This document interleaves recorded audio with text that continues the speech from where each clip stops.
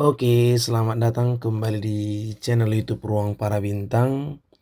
Kali ini kita akan coba kembali membahas soal-soal persiapan TPA ujian SMA Plus Mata Uli. Kita mulai dari soal yang pertama. Sebelum kita bahas, adik-adik kami tetap semangat untuk belajar. Jangan lupa terus mengulangi karena ujian semakin dekat, ya kan? Jadi jangan lupa terus belajar. Kunjungi terus channel YouTube Ruang Para Bintang. Dan satu lagi, jangan lupa subscribe ya. Nah, karena dukungan kalian bisa mempengaruhi seberapa banyak kita membahas soal-soalnya. Tetap semangat dan dukung terus channel ini. Nah, kita akan coba bahas soal yang pertama, adik-adik kami semua. Kita lihat di sini mengenai soal statistika ya. Nah, diberikan kumpulan data katanya 357A ya, 357A, 357A. Berapakah banyaknya dari 4 pernyataan berikut yang bernilai benar berdasarkan informasi di atas? Jadi ada 4 yang harus kita cek. Jadi ada berapa banyak yang benar di sini gitu ya. Nah, kita lihat dulu. Nah, langsung kita coba jawab ya. Kita mau jawab terlebih dahulu soalnya ya. Nah, ini dia. Ada data 357A gitu kan. Nah, yang pertama ketika A-nya 9 katanya rata-ratanya 6. Oke, kita coba yang pertama ya kan. Ketika A sama dengan 9, maka rata-ratanya yang dia katakan di situ adalah 6. Jadi kita buat 3, 5, 7 baru 9. Nah, ingat rata-rata itu apa rumusnya? Jumlah data per banyak data. Berarti 3 plus 5 plus 7 plus 9 bagi dengan 4 ya kan. Ini 8, 15 berarti 24 dibagi 4 hasilnya 6. Berarti benar gitu. Jadi yang pertama ini berarti benar yang dikatakan di soal. Kemudian yang kedua median katanya. Yang keduanya ketika A sama dengan 7, nah mediannya katanya adalah 5. Nah berarti 3, 5, 7, 7 ya kan. Nah berarti dari sini kita peroleh median adalah, nah ini kan tengah-tengah. Berarti 5 plus 7 bagi 2, 12 bagi 2 berarti 6. Nah di sini 5 berarti ini salah ya kan. Kemudian yang berikutnya jangkauan. Nah jadi A-nya 6, jangkauannya katanya 4. Kita hitung 3, 5, 7, 6. Berarti dari sini jangkauan itu kan selisih data terbesar dengan data terkecil. Data besar kurang data kecil aja. Jadi 7 kurangi 3 hasilnya 4. Berarti benar. Yang berikutnya adalah modus. Nah katanya A-nya 5, kemudian modusnya 3. Kita tes 3, 5, 7, 5 gitu kan. Berarti dari sini modusnya yang 5 kan.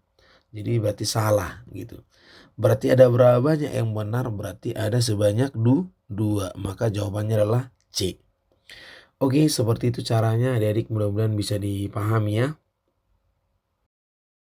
Oke, sekarang kita lanjut nomor 2 ya.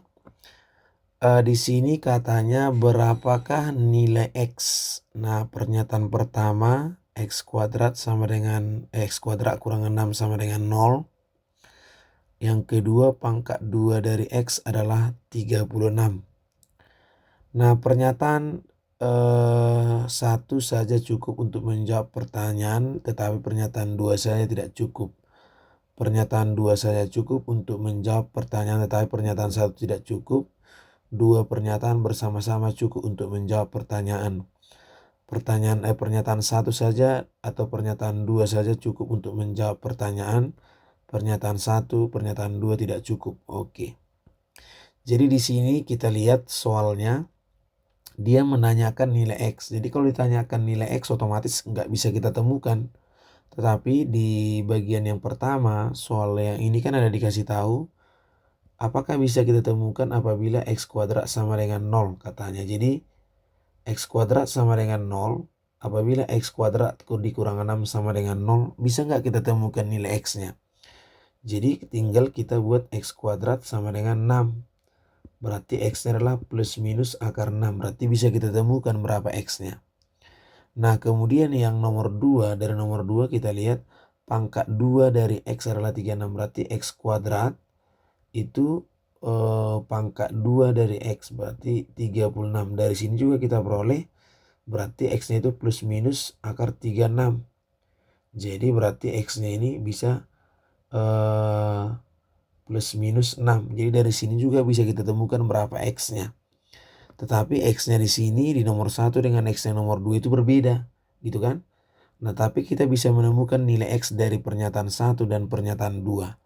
Maka dari sini kita temukan pernyataan 1 saja cukup untuk menjawab pernyataan.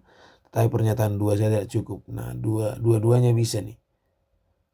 Nah, berarti jawabannya adalah option D. Oke ya.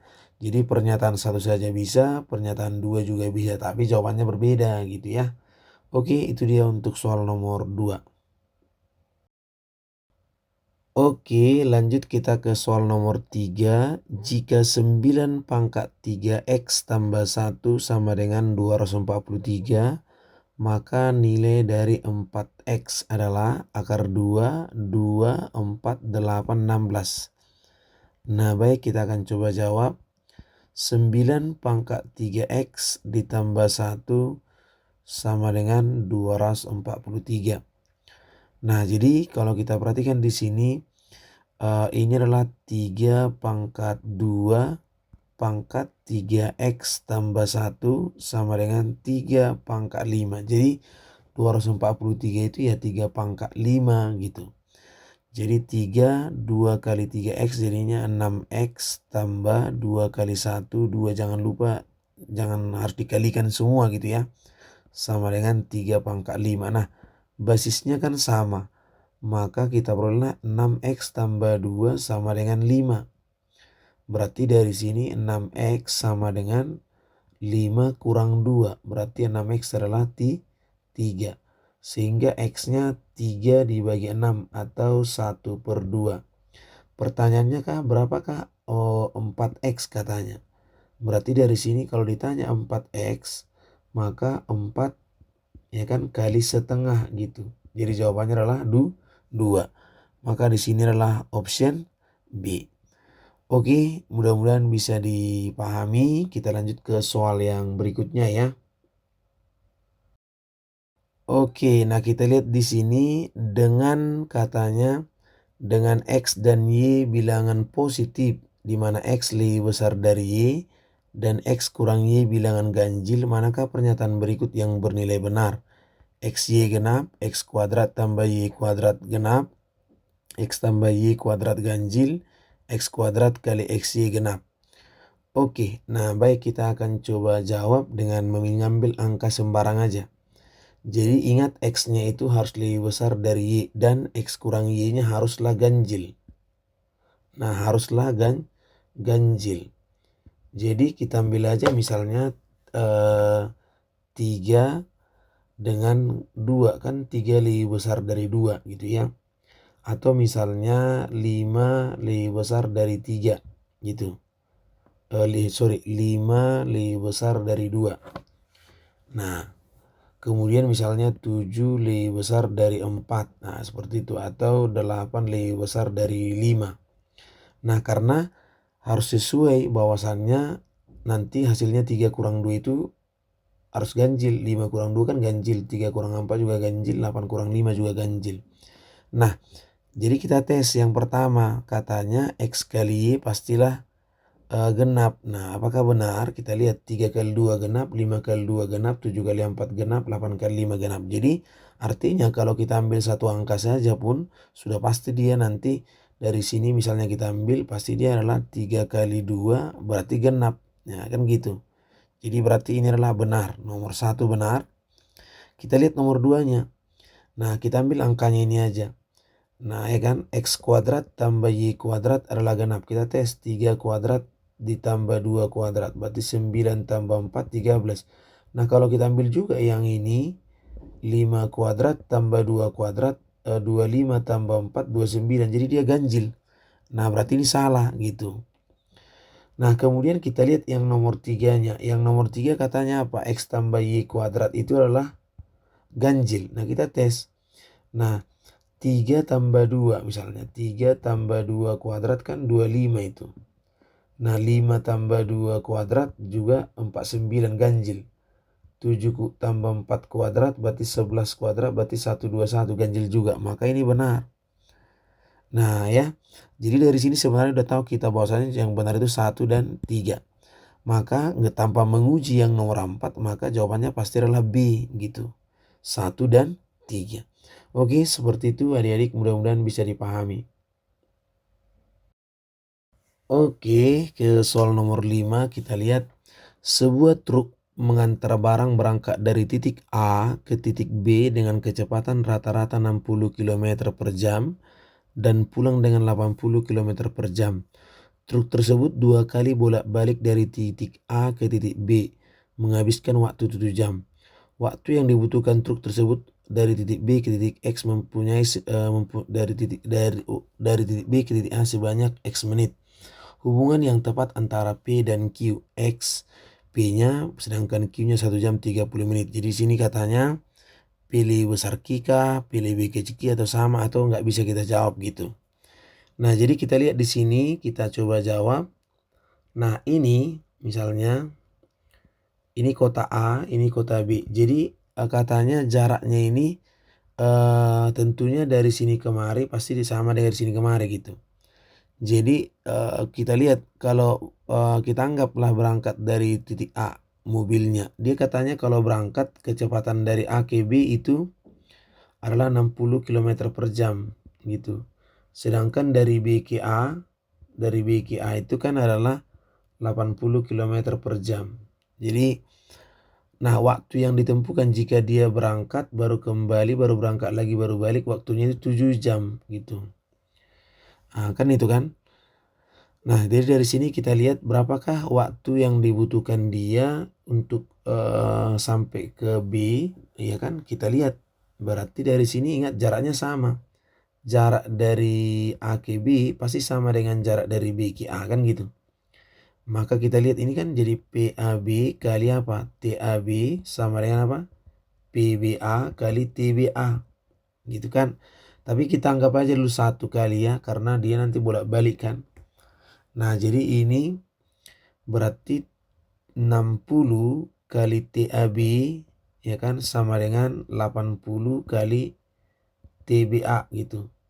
Nah, ingat tadi TAB ditambah dengan TBA ya kan, TBA berarti itu sama dengan posisinya 7 kita anggap. Tapi nanti pas pengerjaan itu sebenarnya dia bolak-balik.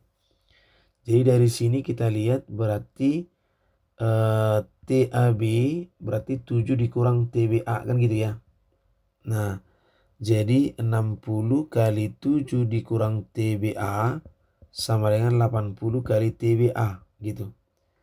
Jadi ini 420 dikurang 60 TBA sama dengan 80 TBA. Jadi 420 berarti 140 TBA. Maka waktu dari B ke A itu sekitar 420 bagi 140 berarti 3 jam. Nah, jadi 3 jam berarti waktu dari A ke B itu berarti 7 kurang 3, 4 jam. Nah, jadi katanya gini, berapakah waktu yang ditempuh ya kan nih. Waktu yang dibutuhkan truk dari B ke A, berarti dari B ke A yang ditanya. Berarti ini yang 3 jam ini. Dari B, berarti 3 jam. Nah, 3 jam itu karena dia bolak-balik kan berarti kita bagi 2. 3 jam berarti sekitar 3 jam waktunya itu kan jadi 3 bagi 2 sekitar 1,5 jam atau 1 jam 30 menit gitu. Jadi sama. Ini juga berarti inilah X-nya. Berarti artinya antara P dengan Q bernilai sama. Jadi C jawabannya. Oke. Demikian mudah-mudahan bisa dipahami. Tetap semangat. Jangan lupa terus belajar. Semoga sukses nanti di ujiannya ya.